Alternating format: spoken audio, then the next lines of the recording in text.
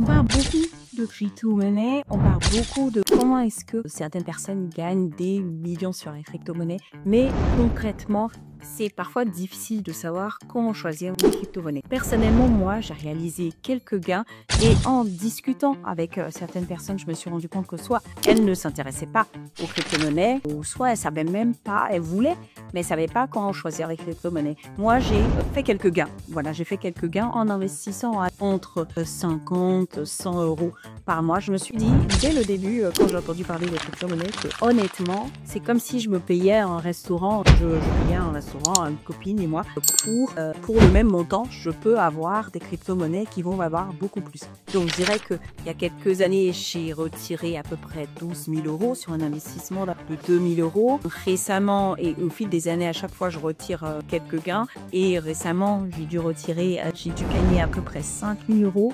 Et je pense que l'investissement initial ne dépasse pas 1 500 parce que je fais à chaque fois en 50, 100 euros par mois. Dans cette vidéo, je vais partager concrètement qu'est-ce que je regarde pour choisir les crypto-monnaies, comment est-ce que je les choisis. Et je ne parle pas de faire du trading avec les crypto-monnaies. Non, je ne suis pas dans du trading. Moi,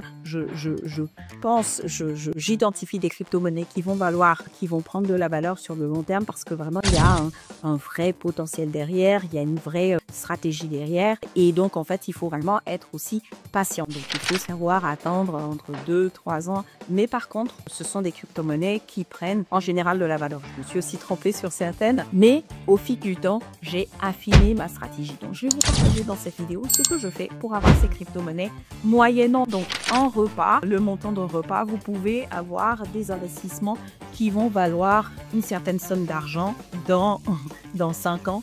Et je pense que c'est très intéressant d'avoir au moins cette stratégie en vous disant 50 euros ou 100 euros par mois. Vous savez que vous avez quelque chose qui va générer beaucoup plus. Et je vous le disais, nous allons essayer de voir dans ces vidéos rapidement comment se lancer dans les crypto-monnaies parce que je pense que c'est un sujet qui est un peu laissé de côté, mis de côté par de nombreuses personnes alors qu'elles pourraient se générer des revenus passifs ou générer en fait un revenu pour préparer sa retraite. Comme je vous le disais, moi j'ai investi et je continue d'investir mensuellement, voilà, de petites sommes. Au début, j'ai vraiment commencé par des petites sommes, un peu comme des restos, je me disais, ou une paire de chaussures. Donc vraiment, je partais sur 50 euros, 90 euros, vraiment en me disant que c'était des montants que je pouvais quelque part perdre. Un peu le raisonnement que j'ai mené pour commencer à me lancer dans l'investissement des crypto-monnaies. Donc, avant de se lancer, avant d'investir dans les crypto-monnaies, il faut regarder certains paramètres. Comme vous avez sur plusieurs plateformes, vous renseignez sur les big plateformes,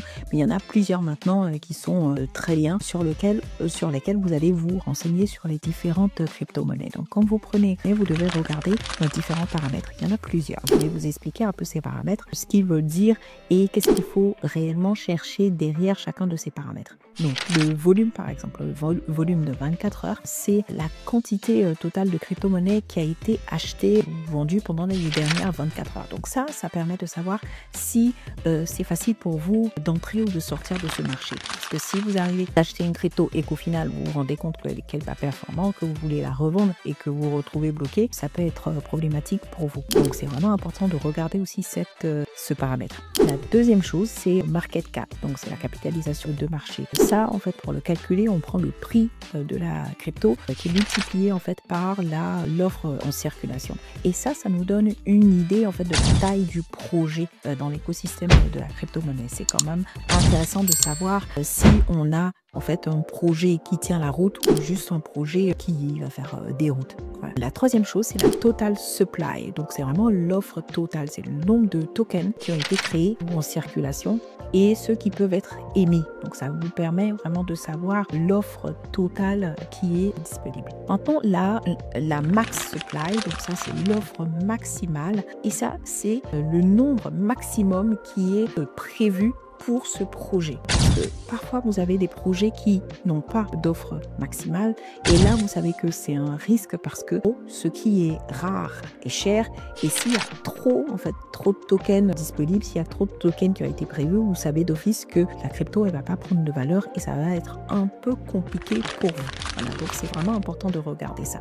Ensuite, vous avez la circulating supply, donc c'est le nombre de tokens qui circulent, donc disponibles sur le marché, qui sont prêts pour être tradés, achetés. Donc ça vous permet de savoir en fait ce qui est verrouillé, réservé ou qui n'est pas encore, qui n'ont pas été émis. Voilà. Et c'est important de regarder ça parce que cette offre, elle va interagir avec la demande. Donc si la circularity, elle est faible, mais que le total ou le max supply est très élevé, donc vous savez qu'il y a un potentiel de dilution. Donc vraiment, votre crypto, elle va en perdre de la valeur. Ensuite, il y a un paramètre, donc c'est le Fully Diluted Value, donc c'est FDV.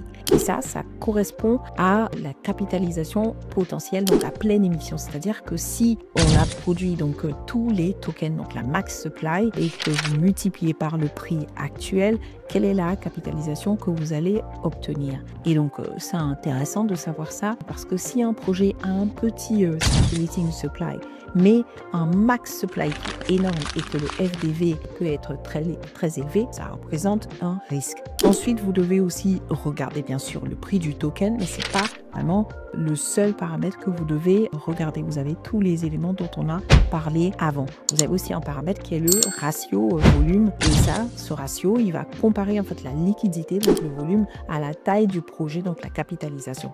Et ça, un bon ratio va assurer que le projet est actif et que les mouvements de prix sont justifiés. En fait, il n'y a pas de manipulation de prix. Donc maintenant, comment est-ce que vous pouvez utiliser ces paramètres pour faire des choix? Donc, vous devez vérifier la supply et la max supply.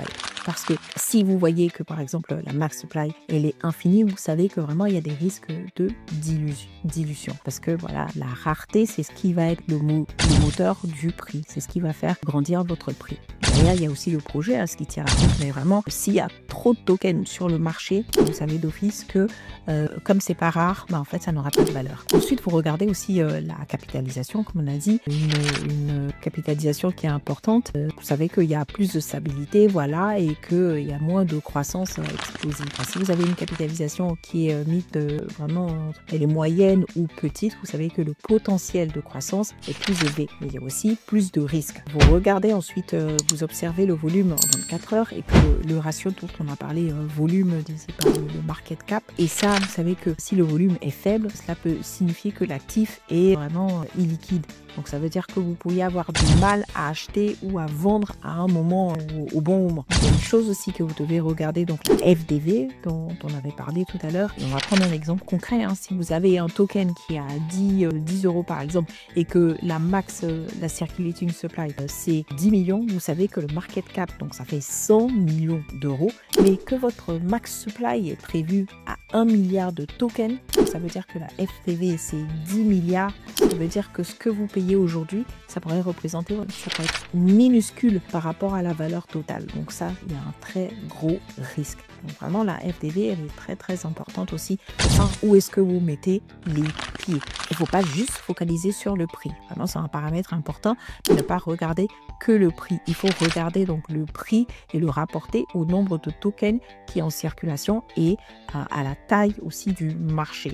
Et il faut croiser vraiment tous ces éléments pour avoir vraiment un avis total. Et il y a une chose aussi qui est importante, c'est que parfois vous avez donc la max supply. Et ce qui est intéressant, c'est aussi d'aller regarder du coup la stratégie en fait de liquidation des tokens. Parce que vous avez des entreprises, les private equity et tout ça, toutes ces entreprises, ces fonds d'investissement qui ont aidé le projet à se lancer. Et parfois vous pouvez avoir des publicités, on va vous dire que la crypto va exploser, elle va prendre de la valeur. Ce qui se passe, c'est que si vous ne faites pas attention au contrat qu'il y a eu entre ces sociétés, en tout cas ces premiers investisseurs et l'équipe de projet, et qu'il n'y a pas en fait de temporisation, de délai en fait de vente de leur token. Lorsque vous allez acheter vous votre token et au moment où les premiers tokens vont être vendus, et bien en fait la société, les premiers investisseurs, eux, ils vont libérer aussi les tokens que eux ils avaient en réserve sur le marché. Donc ça va faire beaucoup de tokens qui sont vendu tout d'un coup et ce qui va faire baisser le prix parce que vous savez que si quelque chose n'est pas rare, ça perd de la valeur. Donc, ce qui est intéressant, c'est de voir des projets qui vont par exemple dire, ok, les investisseurs, ils ont un certain nombre de tokens à leur disposition qu'ils peuvent vendre, mais il y a une stratégie pour eux. C'est-à-dire qu'ils ne peuvent pas vendre tout d'un coup au même moment tout pour saturer le marché. Ils peuvent vendre par exemple sur 5 ans où on leur dit par exemple ils attendent 5 ans ou 3 ans avant de vendre. Donc ça c'est intéressant parce que vous savez que d'office votre crypto elle ne va pas se retrouver noyée et elle va prendre de la valeur progressivement. Donc ça c'est un point important parce que j'ai fait l'erreur. J'ai acheté des cryptos qui étaient super géniales, qui étaient censés flamber, prendre de la valeur et au final au jour de l'ouverture, donc je faisais partie vraiment des tout premiers acheteurs et des tout premiers investisseurs, donc avec en misant dans les ICO et en fait le tout premier jour je me rends compte que le projet ne prenait pas de valeur mais au final il se retrouvait complètement craché et que le prix se retrouvait en dessous de la valeur initiale et ça j'ai vécu ça sur pas mal de projets. Donc voilà, vraiment ce sont les points importants que vous devez regarder et commencer vraiment la stratégie pour une personne qui veut se constituer un revenu passif. Elle peut commencer à se dire, ok, que vous voulez un montant en particulier par mois ou vous voulez en fait avoir investi un certain montant sur 12 mois. Donc vraiment, c'est à vous de voir qu'est-ce qui sera intéressant pour vous. Mais commencez psychologiquement à appliquer, à investir dans les cryptos progressivement, acheter. Vous avez vraiment un prix psychologique. Voilà, certains c'est des bracelets, des montres, des chaussures, des restaurants ou des vacances. Vous dites, ok, ça représente des vacances que j'aurais par exemple ratées. Et donc en fait, vous dites, ok, je mets ce montant-là dans des cryptos que vous avez étudiés vraiment en faisant attention à tous les éléments dont j'ai parlé dans la vidéo pour être sûr de gagner. Et progressivement, vous allez voir que vous allez augmenter le revenu, que vous investissez et progressivement, vous allez voir que vous allez faire du chiffre. Et c'est ce qui s'est passé pour moi. J'ai fait on va dire des gains, j'ai eu des gains qui sont assez intéressants par rapport au montant que j'ai investi. J'ai vraiment fait x6, parfois x7 et vraiment c'est au fil du temps, j'ai affiné ma stratégie. Et donc n'hésitez pas vraiment à vous renseigner, réécouter la vidéo aussi et j'espère que ça va vous aider sur le long terme. Moi je vous dis à la semaine prochaine.